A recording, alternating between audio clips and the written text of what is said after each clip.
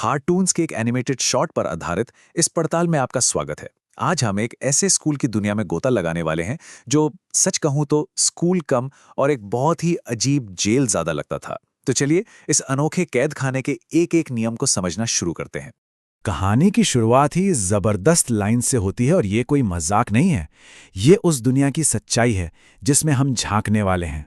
मतलब एक ऐसी जगह जहां बच्चों को कुछ सिखाने के लिए नहीं, बल्कि एक सफल दिहाड़ी मजदूर बनाने की ट्रेनिंग देने के लिए भेजा जाता था। तो इस कैदखाने को पूरी तरह से समझने के लिए हम इन 4 हिस्सों पर गौर करेंगे। वहां तक पहुंचने का रोज का सफर, वहां राज करने वाले लोग, वहां चलने वाली अनोखी करेंसी और हां, कैदियों मतलब स्टूडेंट्स की जिंदगी। तो चलिए सबसे पहले बात करते हैं उस सफर की जो अपने आप में ही एक सजा थी, क्योंकि इस जेल तक पहुंचना रोज की एक अग्नि परीक्षा से कम नहीं था। तो मिलिए भैया जी से। ये मैजिक नाम की एक वैन चलाते थे और इनका सिस्टम बहुत सीधा था। सुबह 9 बजे के स्कूल के लिए ठीक 5 बजे घर के नीचे हॉर्न बजाना शुरू और फिर पूरे शहर का चक्कर लगाकर बच्चों को उठाना। और हां, इस प्रोसेस में हर दूसरे बिन टायर का पंक्चर होना तो जैसे नियम ही था। सबसे मजे की बात, हमारे कहानीकार को सबसे पहले उठाया जाता था और सबसे आखिर में उतारा जाता था।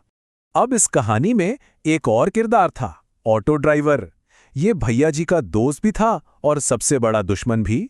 ये दोनों अपनी गाड़ियों में बच्चों को ठूस कर बीच सड़क पर रेस लगाते थे, सोचिए।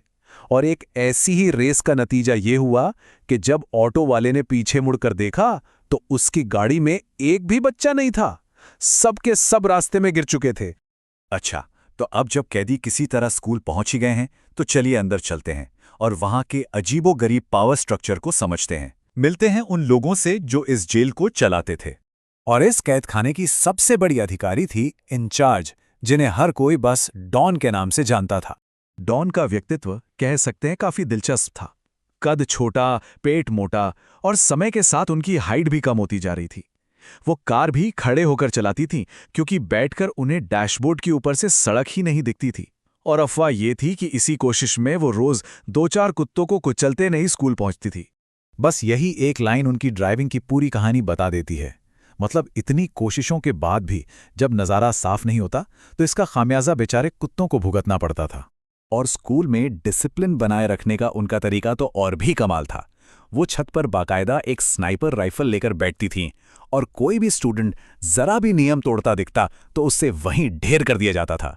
डॉन के अलावा 2 और लोग थे जो बहुत जरूरी थे।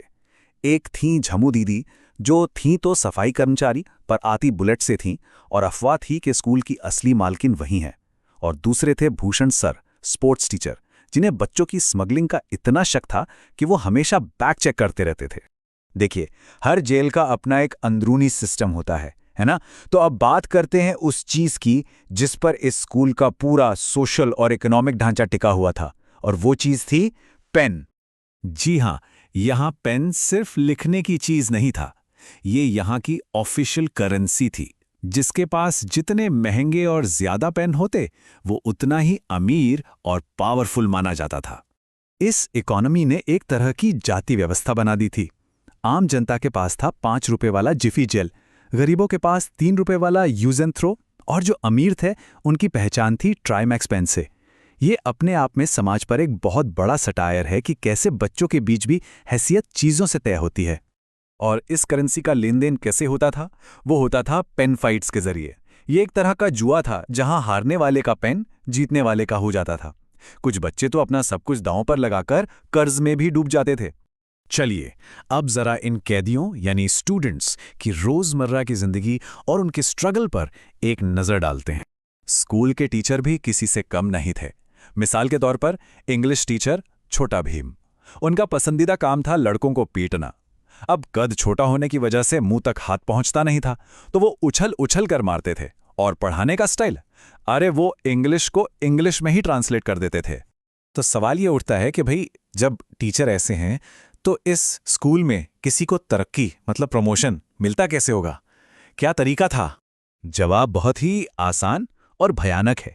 किसी बच्चे को इतना मारो कि उसकी सांसें ही रुक जाएं और बस आपका प्रमोशन पक्का। ये स्कूल के डार्क ह्यूमर का सबसे अच्छा उदाहरण है।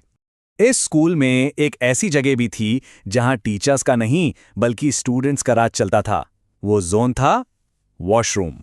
यहां बड़े अजीब अजीब जुर्म होते थे। कुछ छात्र तो बस मन की शांति के लिए वहां खड़े रहते थे। कुछ बल्ब चुराकर पूरे वॉशरूम में अंधेरा कर देते थे। जब बल्ब खत्म हो गए तो उन्होंने दीवारों से नल ही उखाड़ने शुरू कर दिए। और हद तो तब हो गई जब कुछ स्टूडेंट्स ने फिनाइल की गोलियों को माउथ फ्रेशनर समझकर खा लिया। इस पूरी कहानी को देखने समझने के बाद आखिर में एक ही सवाल उठता है, वो कौन सी चीज है जो एक स्कूल को स्कूल बनाती है और कौन सी चीज उसे कैदखाना बना देती है? डिसिप्लिन और जुल्म के बीच की वो पतली सी लाइन आखिर कहाँ होती है? इस पर सोचिएगा जरूर।